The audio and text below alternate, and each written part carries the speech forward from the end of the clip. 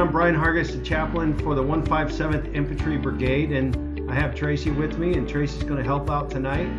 And Tracy, go ahead and tell us some of the things you're going to do. We're going to be doing timing successful communication. Yep. So I can send you the lesson on that. And then also the active talking time. Yep. We have cards for that, and you'll get a sheet that you can refer to. Tracy and I will be using the official cards. And if they have any comments, what should they do, Tracy, or questions maybe? Comments or questions, just you can either private message or just put it right here on the comment section. I want to pose a question: why is strong bonds important? Of course, strong bonds is a curriculum. We talked about that. But as we go deeper, why is strong bonds important? And as we learned for the last 2 weeks, something that's bonded strongly together, it's just more difficult to separate. And I'd love to tell the short story. I'll keep it short this week, of how when I was a young boy, I used to get these shoes from Kmart. And not these shoes, but shoes from Kmart. And after a few weeks, a few months, I'd be running around down the sidewalk, and the sole would wear away from the shoe, and it would just kind of flop on the sidewalk. Now, these are a pair of cleats that did the same thing, because the bond didn't last over time. It wasn't as strong as it could be. And I remind you of back when I was a child, and Tracy, you know, we're in our 40s, so some of you are a lot younger than us, but believe it or not, we had commercials back in the 80s of super glue. And super glue used to glue like cars to I-beams, and this guy with his construction helmet. And they tried to say that just one drop of super glue was strong enough to adhere you to a steel I-beam hundreds of feet above the ground, and you'd be okay because it had a strong adhesive. So it's just like in relationships. The stronger your bond is, the more, it's just going to be easier to get through those storms in life, because they are going to come. It's gonna be more difficult for the storms to tear you apart, or the ups and downs of life to separate you. And as we talked about, here we are going into our 28th year of marriage on Saturday, May the 9th. And we were even talking about how we're going to celebrate it, and what are we going to do. We can't go out to eat. You know, I said we can drive to a restaurant and eat in the car, spend time together. But we already do those things anyways. We already go out to eat. We already buy things for us. I got our flowers, I don't know, 4 weeks ago, just because I wanted to. We still do those things to try to keep the love alive in a relationship. And we're not clamoring to try to find something to do to make the other person happy. We're not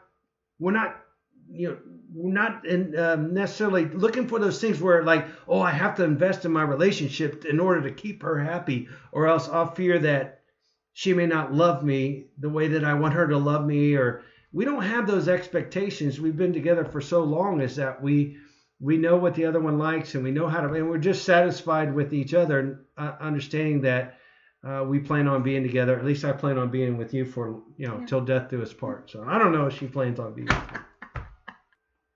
All right, lesson number 3 is called Timing Successful Communication, as you see there. Timing Successful Communication. And the goal tonight is not to be as long as we have been the last 2 sessions. I'll make it just a little shorter. It's not a very long lesson, but it's very, I think it can be intense. So before we start this lesson, we're going to show a video. And the video is from the 2006 or 2003. 2006 movie, The Breakup. And to set the scene, both in the movie, they had just had a bunch of people over for dinner. Everyone left. They're tired. And there's dishes to be done. So we're going to play the video, and then Tracy and I will have some dialogue during this. And if you'd like to comment, if you'd like to jump in, we're going to look at the comments too on our Facebook page and respond to those. So here we go. Make sure I have the volume all the way up, and play. Oh, no, my demo! I'm going to go do the dishes. Cool. All right, so Tracy, already we see that all the guests have left. Mm-hmm. He's on his video games. Yes. And she comes in, and she's really, she looks tired. Tired. And she says, well, I'm going to go do the dishes. I kind of think it's probably like a clue. Yeah, that's a big clue. That's a big clue. But he's like, all right, cool. Because he's on this game. What's he playing? Grand Theft Auto? Yes. All right, so let's see what happens. It'd be nice if you helped me. Oh, there it is. No problem. We'll get them a little bit later. I'm just going to hit the streets here for a little bit. Gary, come on. I don't want to do them later. Let's just do them now. Take 15 minutes. So she just wants to get them done, right? Right. And he's like, oh, I'll help you. We'll do them later. No problem. Mm-hmm. I just want to hit the streets real quick. He's on this game playing. And how do you think she's feeling right now? Like she's going to have to do all this herself? Yeah. I think she just, she wants to relax. He's already relaxing, but she wants to relax. Right. So she's like, let's just get him done. Let's see what he says. I am so exhausted. I just honestly want to relax for a little bit. If I could just sit here, let my food digest, and just try to enjoy the quiet for a little bit. Get some. That's what happens. And we will, we can clean the dishes tomorrow. Gary, Wait. He says, we'll just do the dishes tomorrow. No, we're not going to do the dishes tomorrow. But they're just thinking differently. Right. They do. He's a procrastinator. Put it off till tomorrow. Not a big deal. She wants to hurry up and just get it done so she can relax. Right. He's already in relaxing mode. She's like, I can't relax until I get these dishes done. Right. And that's where the personalities come into play. That's right. And she is, we didn't take the test, but she's driven by accomplishment, achievement. She needs to get it done so she can relax. Yeah. She probably has a list. She likes to check things off during the day so that she can move forward, and he doesn't work at the same tempo as her. So he's okay with putting it off. Right. Yeah, you see how that can really harm a relationship. But again, neither of them's necessarily wrong. They're just different. Right. But it can cause conflict in the relationship because he's not necessarily respecting her point. And I don't know that she's respecting his, but he's sitting there playing a video game when there's stuff to be done. So let's continue watching. I don't like waking up to a dirty kitchen. Who cares? I care, all right? I care. I busted my ass all day cleaning this house and then cooking that meal, and I worked today. It would be nice if you said thank you and helped me. Okay, so she said she worked all day, she cleaned the house, she cooked the meal, she did she set the table, and what do you think she's thinking about him? What did you do all day? Right. He probably worked. He probably worked too. Yeah, because he got the lemons. He's a bus driver too. And one of the other clips, he's like, "Oh yeah, I worked all day. I just had a rough day. I need to get off my feet." And all he does is sit all day. Right. All right. So she wants to get it done. She wants to, just rest. So let's see what happens. With the dishes. Fine. I'll help you do the damn dishes. Oh, come on. You know what? No, that's not what I want. No. You just said that you want me to help you do the dishes. I want you to want to do the dishes. Why would I want to do dishes? Why would Sorry, this is a funny clip. But it is true. Why would you want to do dishes?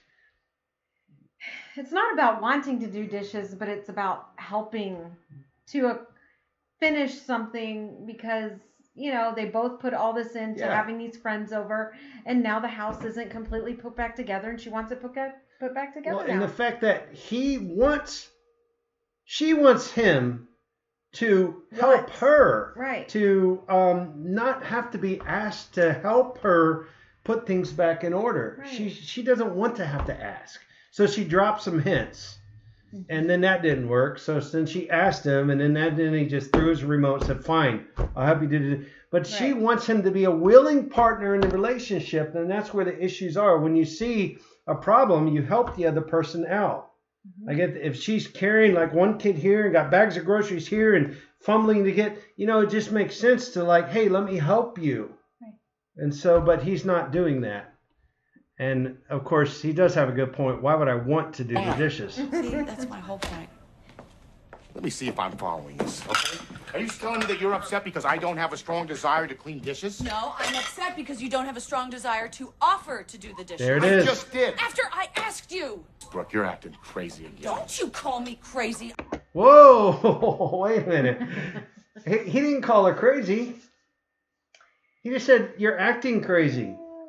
He's implying that she's crazy. What? He's implying she's crazy. No, he just said you're acting crazy right now because she's getting ready to go. She's going from one thing to the next. So I'm not defending him. I'm seeing the humor in it. Let's see what happens. I am not crazy. I didn't call you crazy. I didn't call you crazy. No, I didn't. I said you're acting crazy. You know what, Gary? I asked you to do one thing today, one very simple thing, to bring me 12 lemons, and you brought me... Oh, wait a minute. Wait a minute. All right, this is not good. So if you're watching this, please take notes. Don't go from one subject to the next. If you're arguing about one thing or discussing one thing, stay on that subject, because now she switched. It's much more than just the dishes. Right. There's a buildup of several things. She asked him to do one thing today, and that was to get her 12 lemons for a centerpiece, and he brought her like 3 or 4. Right. Right. So there's things that are building. There's layers to this. You can see how they just switch. Let's watch this. I knew that it was going to be this much trouble. I would have brought home 24 lemons, even 100 lemons. I know what I wish? I wish everyone that was at that table had their own little private bag of lemons. Gary, it's not about the lemons. Well, that's all you're talking about. I'm just saying it'd be nice if you did things that I asked. It would be even nicer if you did things without me having to ask you. Wow. There's a lot to consider in that whole clip. So, what did you see? You got some comments? Put them down there. We'd love to see what you saw in that video. And we'll get on with our lesson as we talk about timing successful communication. Now, when it comes to the video, as far as how they time it, you'll see by the end of this lesson how this all fits in. But he went straight to the couch after the guests left. So he was in his decompression mode. And she was wanting to get things done, so they were off timing on what they wanted to do. She was still in work mode. He was in relax mode. Maybe not the best time to approach it, but at the same time, they needed the dishes to be done. Mm-hmm. All right. And there's more to it. You can see there's several layers. So you saw extrovert, introverts come out in there. We saw more extrovert. They were both more extroverted in that video. But when we think about lesson number 1, and again, these lessons we're building upon each other, and those that are joining us, you've taken the test. You know if you're introvert and extrovert, and you can see how that can be positive or negative to your communication style. Introverts generally try not to take up other people's time by talking about themselves. What they may not know is that others may not feel like they get to know them. It may be difficult for your spouse to really get to truly know you deep down if you're real high on introvert and you're silent a lot. But then introverts, you have the advantage of knowing others that are extroverts because they willingly give out information when they talk. They talk about their day. They talk about their job. They talk about the work sites that they've been on. They have no problem talking about those things. They talk about the future, the schools, the kids, those kind of things. But the introverts may not talk as much to that extrovert. Well, connections cannot be maintained well if we don't know each other well. And that is why this lesson covers how to effectively continue to communicate and then time that communication so it fits you the best. Now, confiding is the heart of intimacy.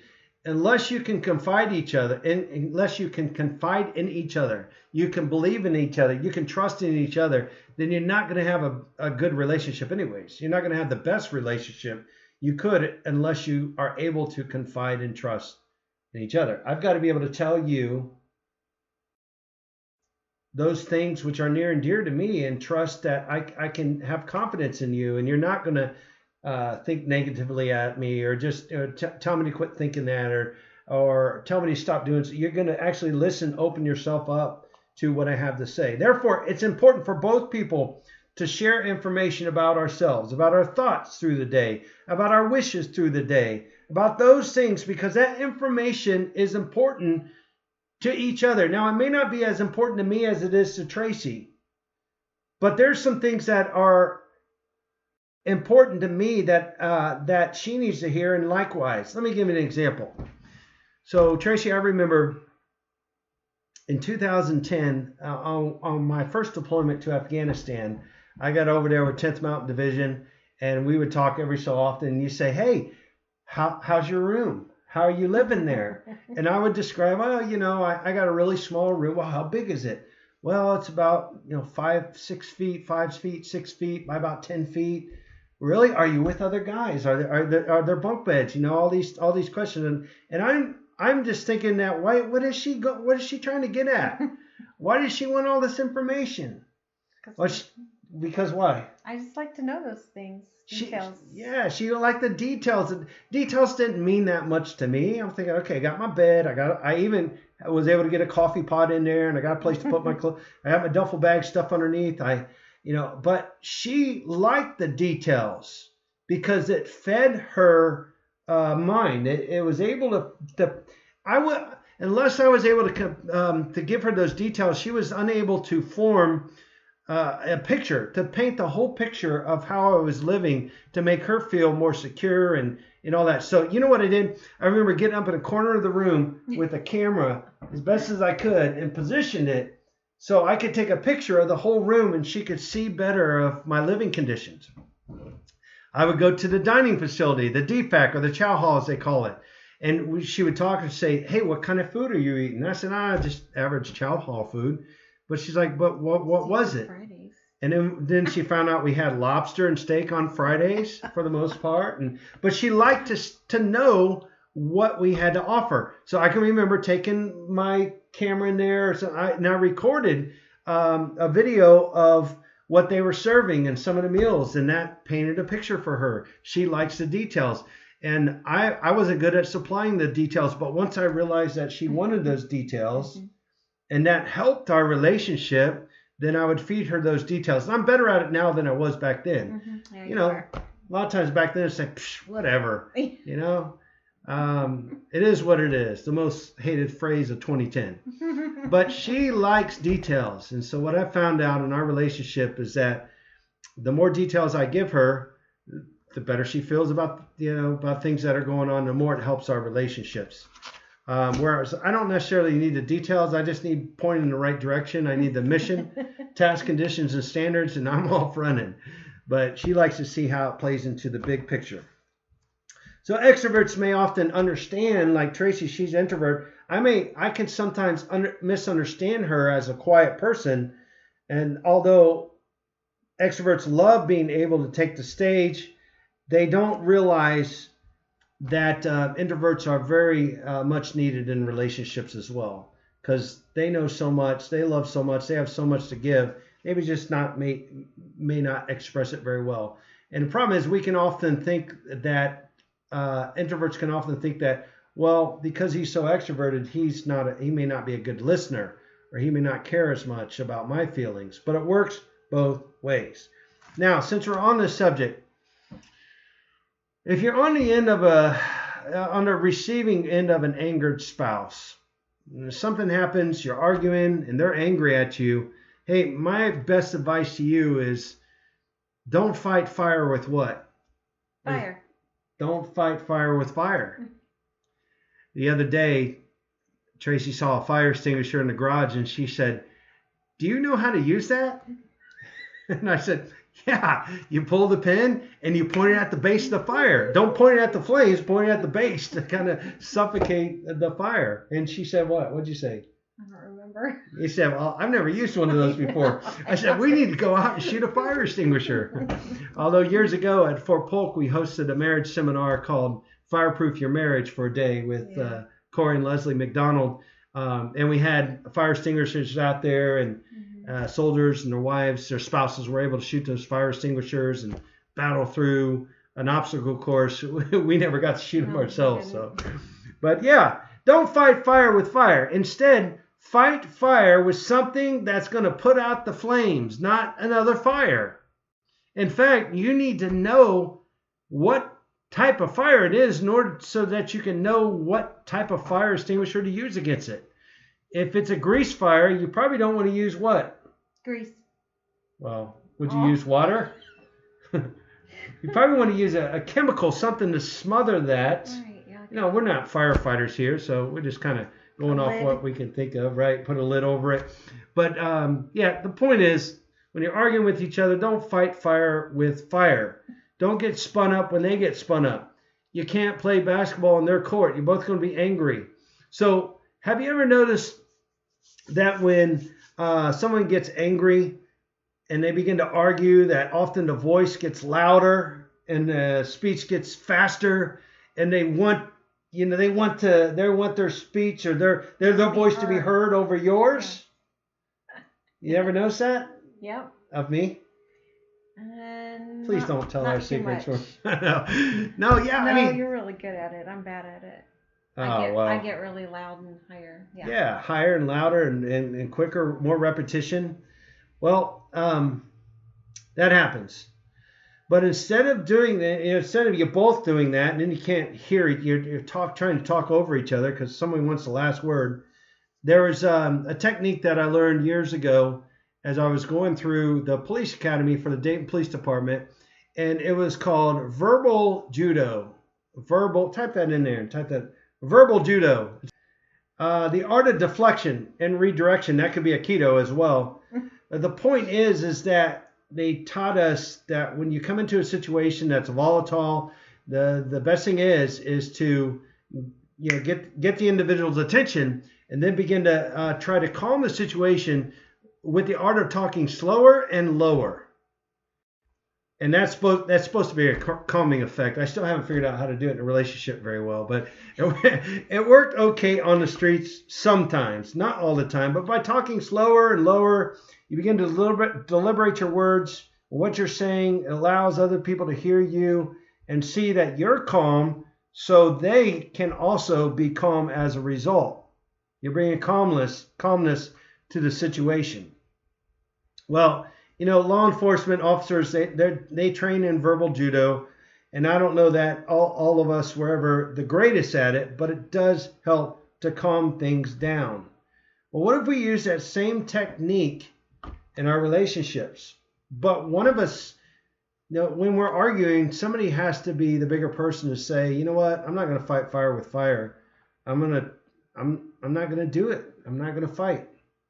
And then, if you're not careful, you might live with a spouse that says, well, how come you're not going to argue with me about this? Then you might fight over something, usually it's silly anyways. But think about when you were a child, you were told, share your toys. Don't yell. Stop whining.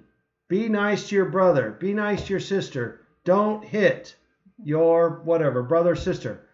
Those are things we tell our kids. But how much of an effect would it have on their marriage if we did the same things? Don't yell at each other. Don't call each other's names. Don't raise your voices. Don't hit each other. Stop crying and whining. It would probably make a difference. All right, this is going to take us into our active talk time, and I'll be able to explain it to you just a little bit better.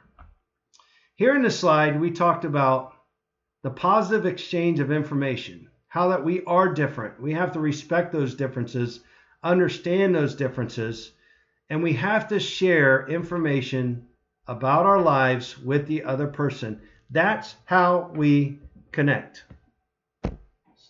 Moving on. So how do we do that? Did you know some people, Tracy, they just don't. I have couples, they don't know how to talk to each other. And a lot of times they don't even take the time to talk to each other. Mm-hmm. Their conversations, they're not meaningful. What do you want to watch? I don't know. What do you want to watch? What do you want to eat? And it's just not meaningful conversation about what's going on at work, what's going on this weekend, where, what our plans are. And what I find out in our relationship is that many times when we have friction, it's because you have stopped and you said, we need that information because I'm going forward with activities and planning and this kind of stuff. It's like, how can we go forward with you if we don't know what you're thinking? Right. I've got to stop, slow down, and tell you, hey, babe, these are kind of my plans for the weekend. Mm-hmm. And I got an idea to put in paver stones.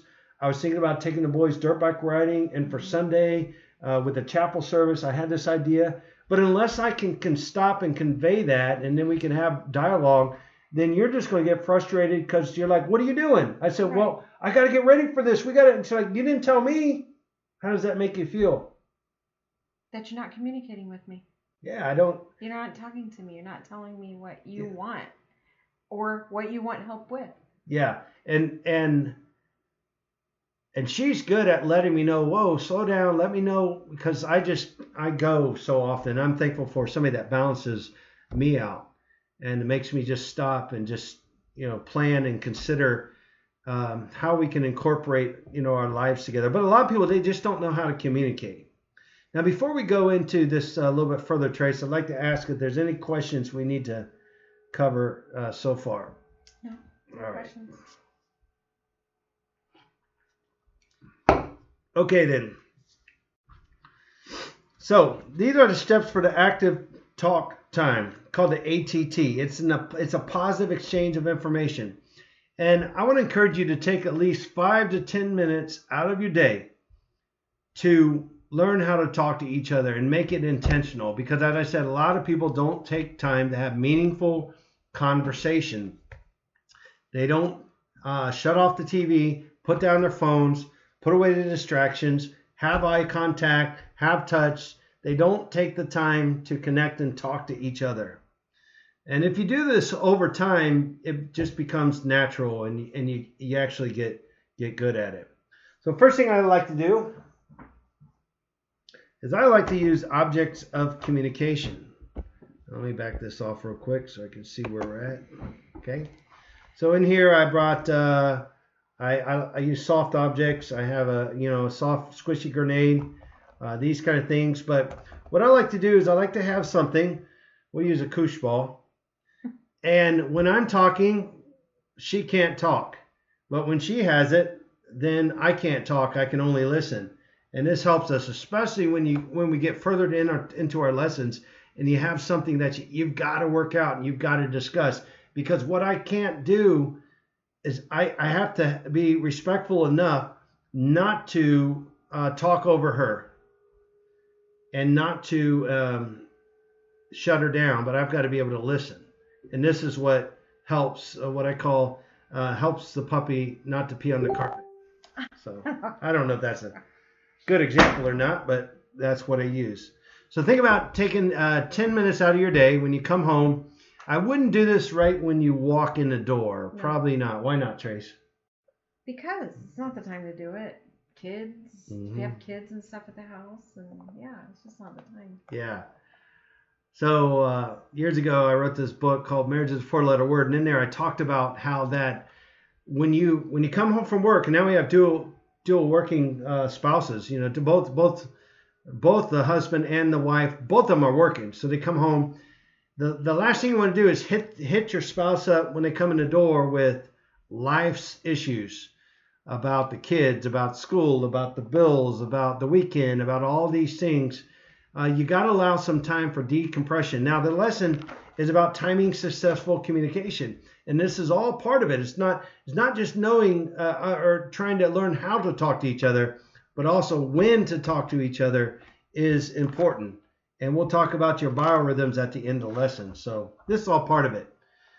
If Tracy tries to communicate all the issues of our family as soon as I walk in the door, how much do you think of that I really retain? How willing do you think I am to talk? And again, this could be based upon personality. It's not my personality to do that. Biorhythms, at the end, we'll talk about other things that may not be in your personality. So 10 minutes of your time, you give the person your undivided attention, and then the person that goes first, the speaker, they complete all of the tasks on their cards. If you have yours in front of you, Tracy, send them by email. You complete all of these before moving on to the listener, and then it's their turn. So you go all the way around the circle. I believe you have 1, 2, 3, 4, 5 phrases, sentences to complete, and then it'll help you communicate. So it's important for extroverts to allow room for introverts to get that information and for introverts to find a way to share the information. And this is going to help you facilitate that healthy communication. Now, here's the next slide. I want you to see this real quick before we go on. Here's the rules here. Take a look at that real quick. It's always good to have some type of touch because it forces connection. And we already discussed one person speaking at a time. So Tracy, you ready to give this a try? I think so. You want to go? Or you want me to go? I can go, I guess. Oh, you go. Well, this is a first. Hey, normally I'll go and I just make something up. So, all right, let's go. Let me see. The best thing about my day was. I'm supposed to be holding this, right? I'm not going to talk. Oh. The best thing about my day was getting out to the grocery store. I thought I'd never ever say that, but yeah. I can't speak, but going to the grocery store today. I got to get out of the house. All right, and what could have been better was, it could have been better if I could have got my nails done and went shopping at the mall. Yeah, that would have been Wait a fun. minute, your nail? I thought you did your nails last week. Yeah. Oh. And I learned. Okay. I learned. Yeah, what did you learn anything for today? Was there anything new in your life? I learned a little about sod today and putting it down on the ground. Yeah, we tried that. And that's it. See, that could actually be a discussion point. Again, we're learning how to communicate. What did she learn? She learned about sod. I didn't know that until like right now. I didn't know that. We went and picked up some grass. And I was like, okay, where are we putting this? But I didn't realize. Yeah, I don't know much about that. I didn't know that. See, so I learned something about you. So this one could be my dream or hope, goal, or intent for today, or the future. Was there anything today like you had a goal you want to get done? Anything? Yeah, we had a goal to do the closet up in the guest room, and we never did it. Oh, we did. This is not scripted, by the way. We had this big plan to clean up the closet last night. Clean the closet, but we didn't. No, we didn't get. That was my dream, hope, and goal for today. Well, we can put it off till COVID tomorrow, right? Yes. And what I appreciate about you is I appreciate you taking the time and stopping and going to Burger King today. That was fun. Well, we got sod. That was the reason. We got sod, and just appreciate you taking the time to be. Yeah. For us to be together. Even if it was going to get sod and Burger King in the car. Well, I wanted her to try this chicken sandwich. Spicy chicken number 9 with lettuce, tomato, mayonnaise. Oh, right. It's really good. If you haven't tried that, plug for Burger King. I'm not a big Burger King fan, but the chicken sandwich is right up there with Popeyes. Yes. So basically that's how it's done. And it gives you an opportunity to learn about the other person. Mm-hmm. So I'm gonna go with it. I'm gonna make something up. I haven't we haven't rehearsed this. All right. So this is real deal right here. All right, the best thing about my day was, man, I gotta think through this. I think the best thing about my day is right now doing this. Oh, okay. Right now doing this. Sometimes it's not, you got something to do. It's like, oh, we got to do this. I want to do it, but sometimes getting to that point of going live can be a struggle. There's some work to put into it. But once we do it, or once we get to church, or once we're preaching, doing those things, I feel energized. So right now, this is the best part about my day.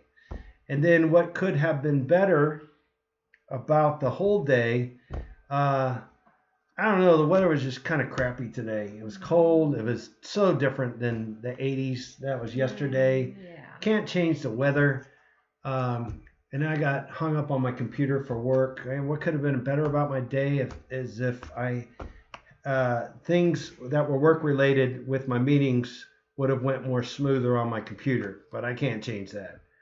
What did I learn today? Man, I don't know. I know. There's not many learning days with this COVID. So I learned that if you're going to get that chicken sandwich at Burger King, go during lunchtime, because at lunchtime, man, they're cooking those things. You don't want it to be sitting in a drawer for a while. We went about, 5 p.m.? Yeah. BK is overrated, Matt, but you got to try the chicky. Spice and chicken sandwich, not chicky sandwich, chicken sandwich. And go at lunchtime. It's pretty good. Get extra mayo on it. And then my dream, hope, goal for the day. Well, we didn't want to accomplish the closet, but we pushed it because it wasn't, I guess, it wasn't as prioritized. We just didn't want to. I hope we're not the only one feeling this way during lockdown or whatever you're doing. It's like, we had these goals and dreams and hopes and aspirations, and we're getting a lot of stuff done, but at the same time, some are just not important as the rest. What I appreciate about you is your flexibility. I was going to pick up Sod today, and she's like, hey, I'll go with you. And sometimes she does things I wouldn't think that she would want to do, but we do those together, and it's actually more enjoyable. Like, why would you want to put gloves on and get dirty and pick up Sod? But we did it together, and it makes it more enjoyable. So now, spend time with you. Yeah, spending time together, quality time. It was quality time, even if it was just short. Now this is, again, we just demonstrated both of us going through this, and we took about 10 minutes total. You do this every day for about 10 minutes a day. It's going to help your relationship, and then you can throw these cards out, and you already know it. The best thing about my day was, what could have been better was, I learned today, my hopes, my dreams, my goals are. And what I appreciate about you is, you can do these with your kids too. Sometimes we'll talk with our kids and we'll say what? What was the best thing about your day at school? Yeah. Instead of saying, how was school today? They're going to say, fine, or it wasn't any good. You say, hey, tell me, what was the best part about your day? And then Levi would say, lunch. And then you can explore. Say, okay, why was lunch so great? Tell me about it. And then you begin to have conversations other than something that requires just a yes or no answer. So learn how to communicate, use this, and it's going to help you. And if you're there watching and you're pretty good at this, then coach others to do this. You may have friends that, man, there's some friction between this, and you can coach them and say, hey, have you just had that private time just to talk about your day, look in each other's eyes, touch, communicate, tell each other when you tell each other every day what you appreciate about them, what does that do for your relationship? How much does that help? We don't take the time to tell people how much we appreciate them as it is. Mm-hmm. Imagine doing that with your supervisor at work. Boss, I just want to tell you how much I appreciate about you today. He's like, man, what's this guy want to raise or what? But we need to show more appreciation in our lives because appreciation is very, very important. Okay, I want you to practice this when we're done now because this is important and throughout your week. And there are the steps. And you have them on your sheets too. If you've done this before, but it's been a while, get back to it until you have it memorized and you can do it once in a while without even thinking about it. Okay, now we're going to finish up the discussion with our biorhythms. What are biorhythms? I'm going to give you the opportunity just to type in real quick if you're watching us, following us. Just type in there while I take a drink. What are biorhythms? What do you think?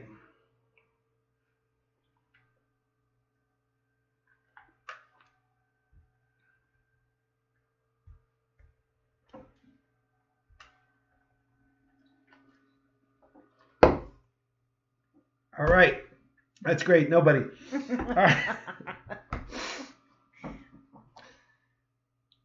Biologically, we're wired in different ways.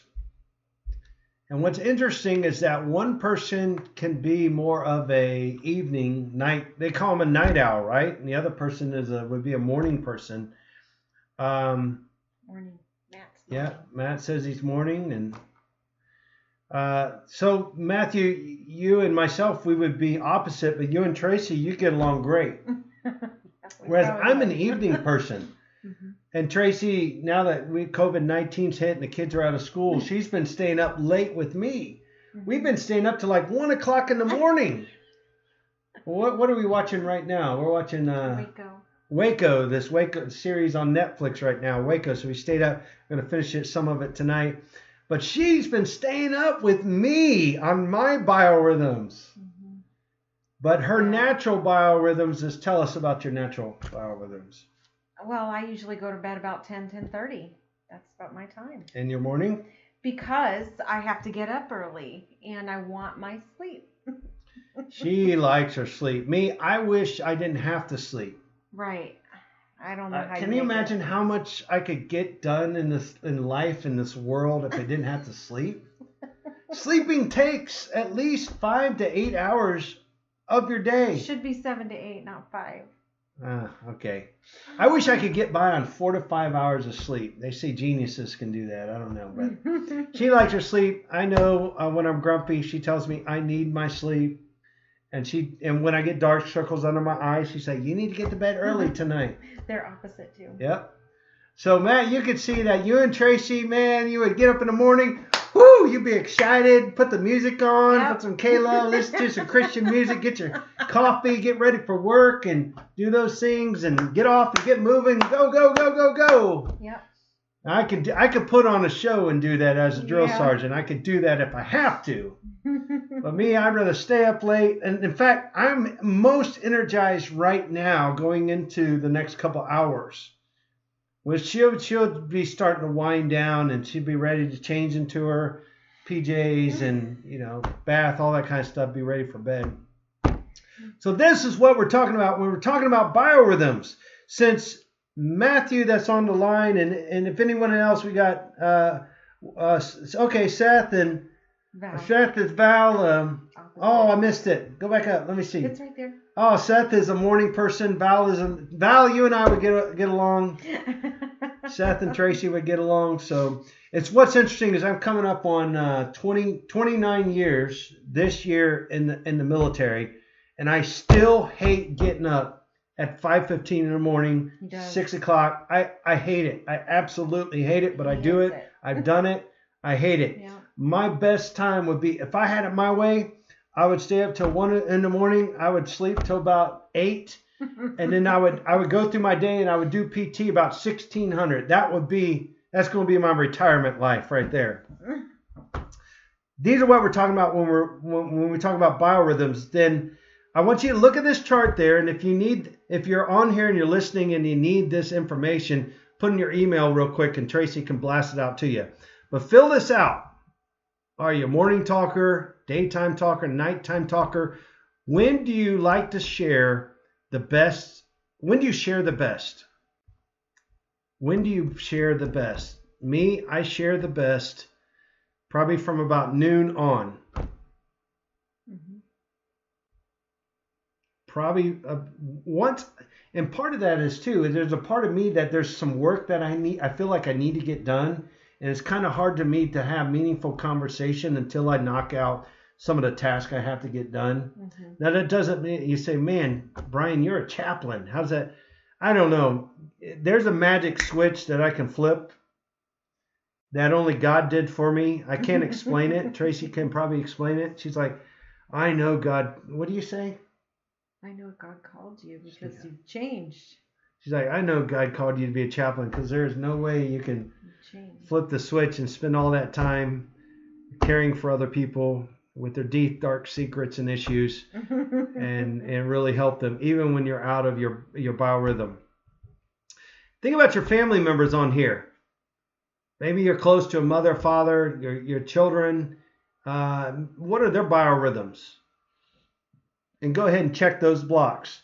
Now we're going to bring you down to this as we start to close out. I want you to consider then, if there's something very, very meaningful that you've got to talk about and you need action on. Maybe you're planning a vacation. Maybe your mother is sick and needs to move in with you. Maybe you're talking about finances and putting the kids in a private school. There's something that you need to really work through. Maybe there's trust issues. You need to match up the biorhythms as best as possible. If Tracy tries to approach me with something so important that it's really going to take a a long, lengthy discussion with a lot of thought in it, it's probably not best to do that when I just wake up. I need my coffee. I need some time. If it's that important, we can work it out. Don't get me wrong, but I'm saying it'd probably be best. Let's do it more towards the evening, so that you have the best possible output. You have the best possible. It's like approaching your boss. If you need something that's important, you probably want to find the best time that you can marry up with his schedule to hopefully get the best possible answer that you feel like you need. But if you don't time it right, they may not have the time for you. And so for Tracy, if I'm going to hit her up with something important, I probably don't want to discuss it when she's getting ready for bed. Because, that's just going to keep her up all night thinking about it, and that's not good. But the best time would be sometime in the morning when she's at her peak, when I'm not. So where do we marry up? Sometime during the day. And I think, personally, that's why we do so well with this COVID stuff. Have you ever thought about that? Yeah. Because we don't have to be nighttime talkers. We don't have to be morning time talkers. We spend the day together. We hit it off great. Yeah, we do. This is, as ironic as it is, it's actually been kind of a blessing to spend more time with each other. And I hope you do as well. So there you go. In recap, the whole lesson was just about timing successful communication. As we get back to this, we started with the movie The Breakup. And if you're watching that, started with that. We talked through it.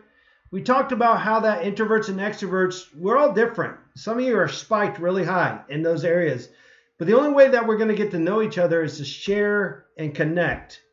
And then we went through talking about the active talk time and how we should take 10 minutes a day until we get used to asking these questions, talking about our day, giving our affirmations and I love yous and how much we appreciate the other person. Here's how it works.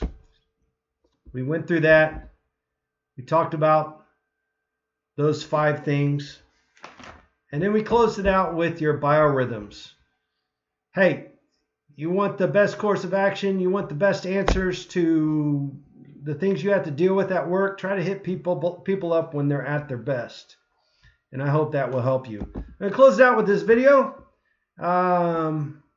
Since we are close to Mother's Day, Brad, we're taking the let me know what you think. Now. What picture? Now, the one for Mom. Hello? Now. I'm right here, Tucker. Stop screaming. All right, so I set it up. And it's a t-shirt. put on a tie. This is fine. It's for Mother's Day. Whatever. Put on a tie. Fine. I'm back. Okay. All right. Okay, are you in close enough? Because you have to be. Okay, come in closer. You're not in the frame. You're not in the frame. I swear to God, you're like halfway out of the picture right now. Tucker. Why do you want me so close to you anyways? I want you in the picture so Mom can see you. In the picture. Happy Mother's Day, Mom. Tucker wants me humping his shoulder. Right, I'm setting it for 3 seconds. Now.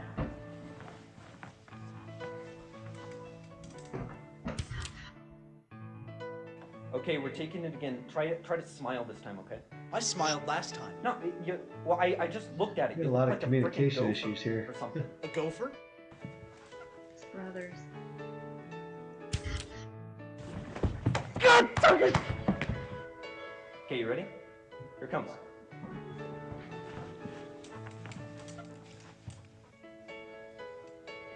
What? I set it for 10 seconds. I wanted to make sure you were smiling. So. Come out of the bathroom! Put down the yardstick! I'm taking the picture myself. Please come out of the bathroom.